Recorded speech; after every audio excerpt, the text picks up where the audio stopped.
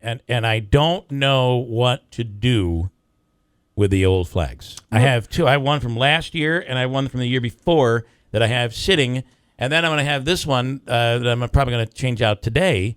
And what in the hell do I do with them? Didn't we have the Elks Club in last year, and we can have them come in this year and take the flag? Andrew, maybe Andrew's on the phone. Last night was garbage night, and I'm thinking, oh no, no, you have to do that. They have to be burned. I've been saving them, and just burning them is not the answer either. There's supposed to be a procedure that you get through. Well, I shouldn't say like just go out and burn it, but they have a ceremony. I don't know if they're blessed but there is some procedure, and then they are. So burned. I could take it to maybe an American Legion. Right. Do you know what I still have in my desk? I could walk in with a bag of flags, old flags, to the American Legion, and they'll be like, "What am I going to do with this?" Maybe we should do something, and I believe it's the Elks Club that we had in. We'll find out tomorrow. But I still have the flag in my desk from when you and I went and had that convenience store replaced. Yeah, it's still sitting in my desk because I didn't want to. Well, they've taken all the flags down there now. There are none. So, Anthony Brindisi, the Assemblyman on the line right now. Good morning, sir. Good morning, guys. How are you? Got you back here. Good morning. So, a lot going on. I don't know if you're hearing. I'm assuming you're in Albany right now? I'm actually just back home. Got back last night. Okay. We have a lot happening, and let's start with the hospital issue. And three pretty big groups in the area, and you have young kids. Three pretty big groups in the area, everybody getting letters. They are no longer associated with the Mohawk Valley Health Systems. And are sending their patients now and affiliating with Golisano Hospital in Syracuse. I don't know how else you can read this other than this is a vote of what is it? How do you read it? I really don't know. I just heard about this yesterday for the first time, so I'm not sure what the rationale is for the groups leaving or affiliating with a different hospital. I don't know what's going on, so it's hard for me to say, what their reasoning is. I guess, I do know some of the doctors that are involved, so when I see them, I'll ask them and see what they say, and I'll ask the hospital what they're seeing as an issue. We've called, of course, reached out to everybody, and really getting no answers. But the letter is it's really hard not to read. I mean, basically, the letter says we feel that for the well-being and the health care of your child, that this is the best move, and. We're hearing a lot of issues when it comes to staffing. We've certainly seen that and heard about that in the emergency room. Has any of this stuff been addressed when it comes to the new hospital? And is this stuff being addressed? Is there a potential fix coming? Well, the staffing issue is not just an issue that's local. This is an issue that's going on statewide, and that's why I'm co-sponsoring a bill that requires certain staffing ratios in hospitals, because you're seeing it all over the state, and you're seeing less and less nurses on staff during critical hours of the day or night. And look, that leads to mistakes. We have to have minimum staffing ratios in hospitals. I know the hospitals are against this all across the state, but it's something that they did in California 10 years ago, and it's working out just fine there. But you can't have one nurse taking care of multiple patients, because there will be mistakes that are made, and it's not good for the nurse either. I mean, you're seeing workers' compensation claims go up, and this is something I think that could save hospitals money in terms of the comp costs as well as medical malpractice insurance. So it's something that's necessary. I hate to say it, but my wife and I had a conversation last night, and when it comes to obviously we live in the Valley still. When it comes to the emergency room, an emergency room visit, I think that we've decided we're going to Cooperstown. At this point, the wait is so long at St. Luke's. I mean, you're talking 7 and 8 hour waits that are just it's unacceptable. Right. Yeah. And so you feel that if we were to follow the lead of California, that might address this. Right now, I don't know if you noticed, but Syracuse, I was just trying to find the story. The hospitals in Syracuse are reporting record profits this year. And, profits are a big part of this. Yeah, well, unfortunately, that's the problem, is profits and money is the bottom line when it should be patient care. That should be the number one concern of everyone, whether you're the nurse, the hospital administrator, or whoever. And unfortunately, I don't think that's happening across the state right now, and that's not good.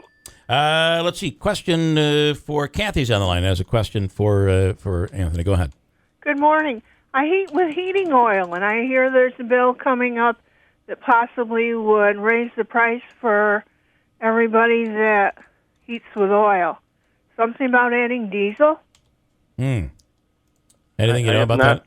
I have not heard about that, but I would think that something like that would have be a long shot in the House and the Assembly and the Senate. Really, there hasn't been any bills raising taxes or fees. They've really been trying to do a good job of keeping that stuff out.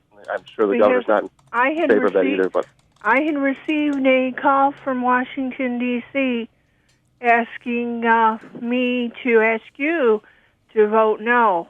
Well, if you're getting a call from Washington, D.C., that leads me to believe that this is an issue that is going on at the federal level and in the House of Representatives. So you might want to also reach out to Congressman Hanna's office if he's your congressman and call them, because if it's from D.C., it's probably not an issue that's being discussed at the state level. It's probably something more at the federal level. All right, Kathy, thank you. Anthony, let's talk about speaking of something that is in Albany, but there's a confusion on this bill.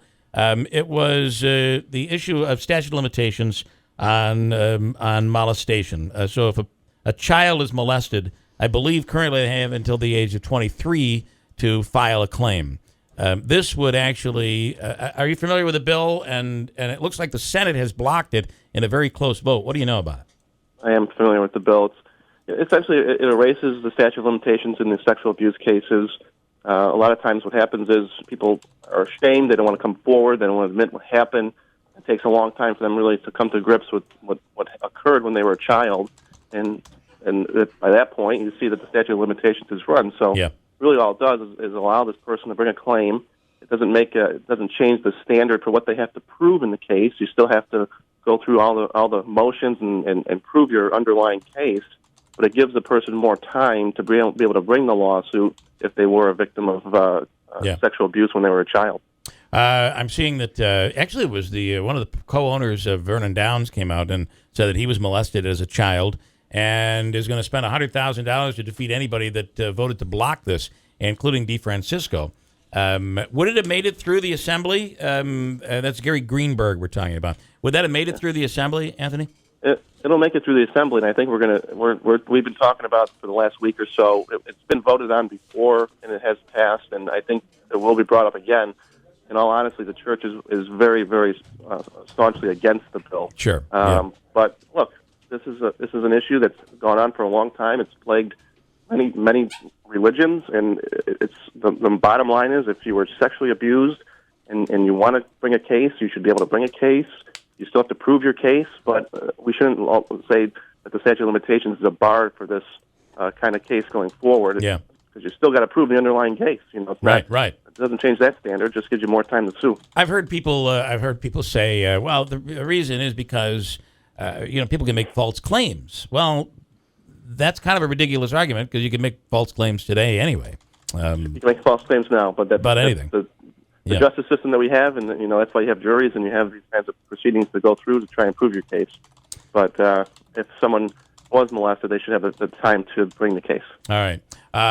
Do you think this will be reintroduced into a bill in the Senate? Do you think this could get through the Senate? I think under the current situations, a big long shot in the Senate to get that bill through. Yeah, 30-29, by the way, was the vote in the Senate. That was then removed. I think there was another issue, and they removed that out of the bill and then passed the bill. So, all right, unfortunate. Right. Anything else you can tell us about these last few weeks in the Assembly here? I think the big issues you're going to see obviously some ethics reform of all the scandals going on. That's one thing that's being talked about. Uber, which is something that we've talked about here locally, is something that we're still trying to push through towards the end of the Senate, or toward the end of the session here. So there's a lot of big issues that are on the table that have to be resolved, and it's going to be busy. There's only 9 days left of session, so we'll see what happens.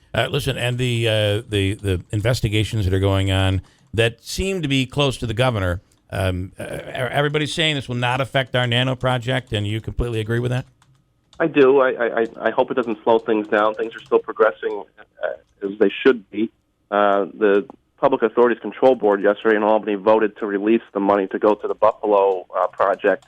What they did, though, is they put a number of things in place to oversee how that money is spent, which is something I think and I would push for in our area too. I want to see some oversight, obviously, on how that money is spent, and when it comes time for that money to be released to our area, I would fight for that as well, similar to what just happened yesterday with the Buffalo money. Yeah, and Pat Bescher was on earlier in the week, and of course, we've heard from Assemblyman Butler about this issue for quite some time, and it is the issue of water, and can it supply the Nano project, and is there a shortage when it comes to a year like this where we have not had a lot of rain? And he did seem to concede that there needs to be some changes. What are your thoughts, and what is being done to make sure that we have the proper water supply here? No matter what side of the debate you are on, I believe everyone will agree that there is more than enough water in Hinckley for recreational uses, for the Nano project, for drinking water in our area. The problem you have is the Canal Corporation does not manage the water properly. So the inflows and the outflows are not done correctly. They have to do a better job of managing the water so the levels don't get low like they do. And it's really because, in my opinion, I think the Canal Corporation cares more about the power company that's up there and making sure their profits are met, and they care more about the 2 or 3 kayakers that may use the canal every once in a while. So they should be caring about what happens with the people who are living in this region who use Hinckley for drinking purposes or for recreational purposes. That should be their number one priority, but they're failing at that. And now that they're out of the jurisdiction of the Thruway Authority, now they're under the Power Authority. We'll see what happens. Maybe it'll be a little bit better under the Power Authority, but so far, I'm not impressed with their handling of this year's water levels. And I'll ask you, let's say that Nano was in full swing right now, that the operation in Marcy was everything we thought it was going to be and more. Now, they're going to be using a lot of water there, and we have the exact circumstances we have right now. And if you see the levels at Hinckley, I don't know how we could supply. Would we be able to supply right today if the situation was exactly as it is now? Could we supply a full operational Nano? If the Canal Corporation gets its act together and they make sure the water levels are fine by letting the water in and out of Hinckley, we'll just do okay. We'll do fine. But that's what has to be corrected. It's the Canal Corporation, and it seems like that's a serious matter that needs to be dealt with. It does. It does need to be dealt with. Canal Corporation, we went through this last year with them. They put some new procedures in place to try and correct the situation. Here we are again, same year. So it's something that's got to be worked on, and obviously it's a concern for everybody. Okay. All right, Anthony, we appreciate it. And have a great, I know for you guys, Memorial Day weekend is not just sitting around the campfire. You'll be, I'm assuming there are many parades, and it'll be a busy weekend. So have a great Memorial Day weekend. Come see your local assembly member in one of multiple parades that are happening over the weekend. Okay. Many opportunities to see you. So, all right, Anthony, thanks so much. All right, thank you. All right, hold tight, folks. We're coming right back here. And next hour, I'm very excited that we will have in studio Stephen Wells. For the first time, we get to meet him in studio. So that'll be great. Coming up next hour at 8:07, he'll be in studio. Randall's Pharmacy, Health Mart Pharmacy, 44 Genesee Street, New Hartford. Call 732-1615. And at Randall's, they deliver 7 days a week. Free delivery of prescriptions.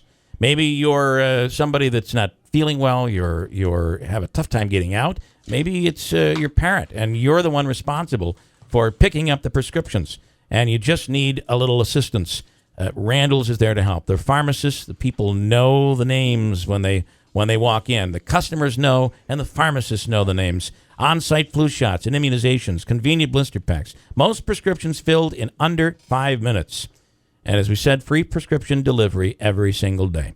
It's Randall's Health Mart Pharmacy, 44 Genesee Street in New Hartford. Call 732-1615. Or online, it's randallsrx.com. Christine, coming up next hour, we have with Stephen Wells in studio, a lot to get to. And one of the things that I want to talk to him about is there's a commercial out there playing. It's an anti-Claudia Tenney commercial, which I don't understand when they go after these attack ads, go after Claudia Tenney.